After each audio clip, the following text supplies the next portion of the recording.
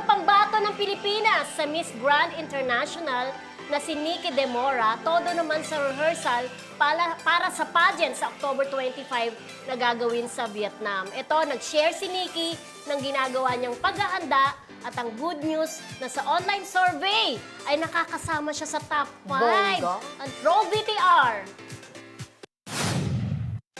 Going so fun. I'm doing a lot of pasarela trainings with Ian, and we're really like having fun with the turns and all the poses. So I really will like excite you guys on the day. Preparing for any song that you might sing? I just found out about it, and I was talking with my manager, and now I'm really gonna think about what song I'm gonna sing because I'm not much of a singer, but I'll really try my best. So what songs do you usually sing?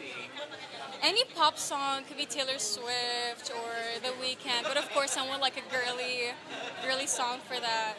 Yeah, I'm always in top 5 I see on the charts.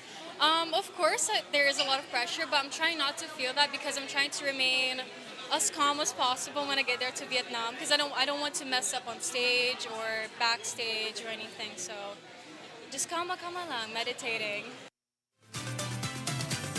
In fairness, ang ganda niya. Alam mo siya yung parang yung aura ni Catriona Gray na parang makikita mo na Mistisa. confident siya. Oo. Parang nagsusumigaw yung, kasabi niya, gusto lang daw niya pupunta siya ng Vietnam ng kalmado. Oo. Pero parang piling ko nagsusumigaw yung confidence niya. Oo. Tanungin Talaga. natin ng mahilig sa pageant. Yes, Oo, ayan. actually, So, ganito. anong nakikita niya? Okay, sa Miss Grand International, hindi pa nagkaka-title ang Pilipinas. Ay! Oo, hindi pa talaga. Wala pa Muntikan talaga. na si Samantha Bernardo. Sayang yun, no? Sayang talaga si Oo. Samantha Bernardo. Correct. Imagine mag-a-announce na ng winners.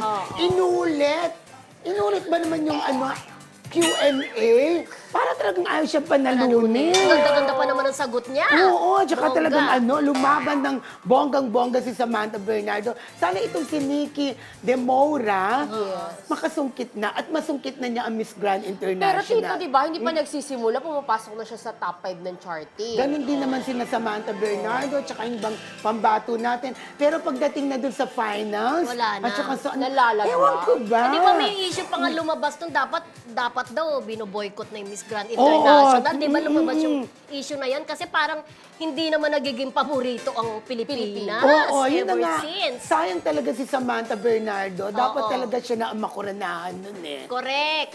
Oo. Yes, Rodel? Yes, ang bilis naman ng natin doon. Good luck kay Nikki.